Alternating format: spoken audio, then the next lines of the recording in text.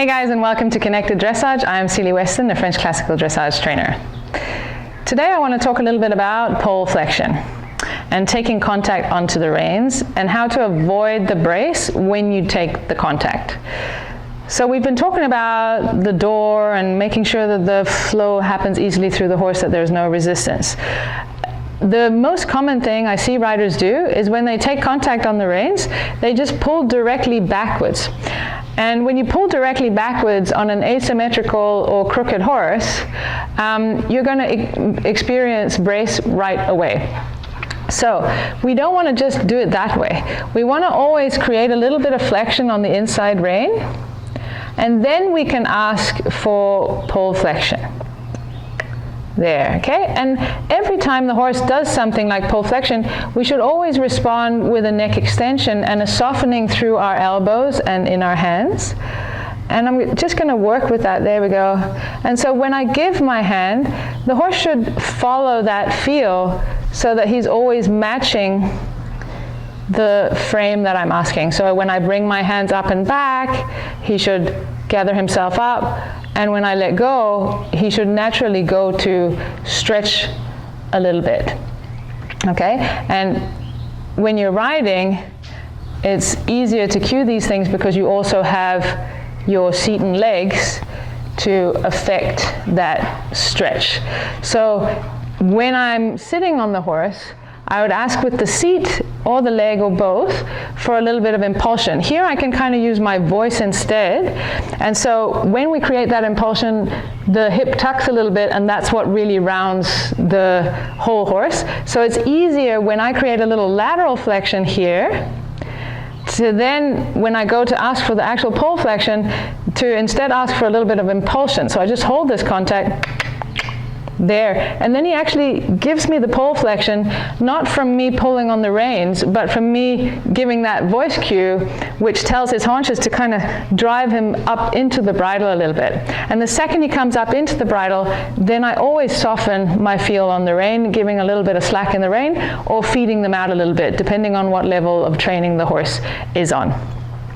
Now, if you have a horse that has a tendency to get really high in the head, for instance, and close his throat latch too much so that he gets all jammed up like that, then the lateral flexion will fix that as well. Okay, so when he gives lateral flexion, he automatically supples more, and the suppling makes him want to stretch his neck a little down.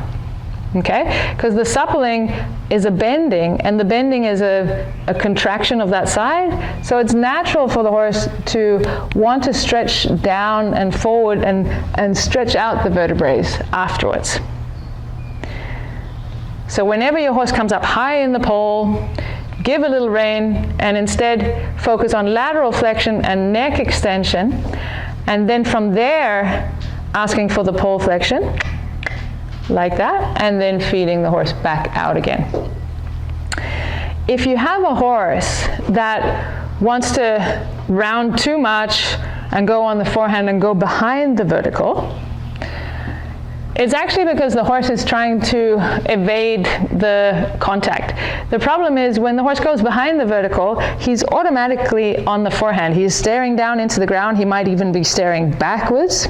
And so he's closed all of those pathways, and so he can't have the same flow. He can't be through, basically, into the hand because the front end is all bunched up like this. And so it's blocking the pathway of the haunches and over the top line.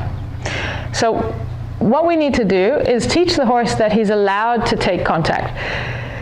If the horse has first learned that it's not comfortable to take contact and he's learned to go behind the vertical, it's a bit of a process to retrain him to come out and take contact. A lot of horses that have learned to go behind the vertical will also kind of root or pull against the hand because they're essentially trying to tell the rider that there's too much contact on the hand and that their neck being all bunched up is uncomfortable.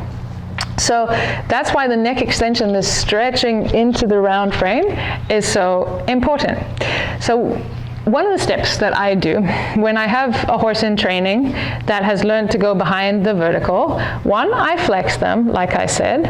And then if I have to, if when I try to give pole flexion, if he immediately goes behind the vertical, I'm going to bring my hands out here, and I'm going to focus on just lifting up the nose.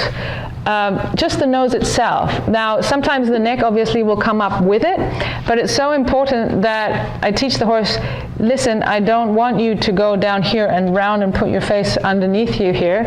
I want you to bring the nose out in front of the vertical, and then I can lift the withers like that, and now I can create lateral flexion again, and ask for that softness, that pole flexion, and then feed it out and give that space again.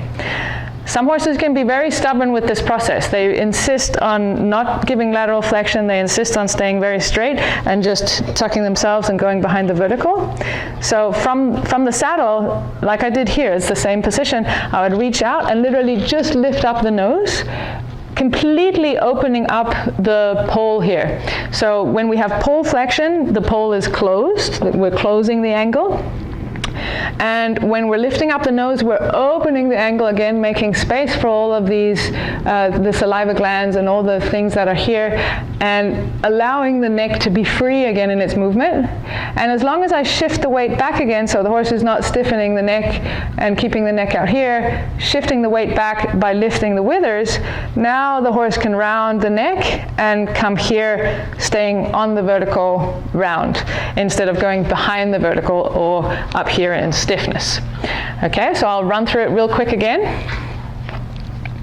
If you have a horse that goes behind the vertical or comes too high and closes the angle of the pole too much, first, little lateral flexion, because I always start with lateral flexion because I want softness, and I always want the hip to come forward whenever I'm doing anything with the horse, so the hindquarters are in the process with me, with the rest of the horse. And then I'm going to stretch my hands forward and just lift up the nose, lift it above the vertical line. Then I can bring my hands back here and lift up the withers, like that.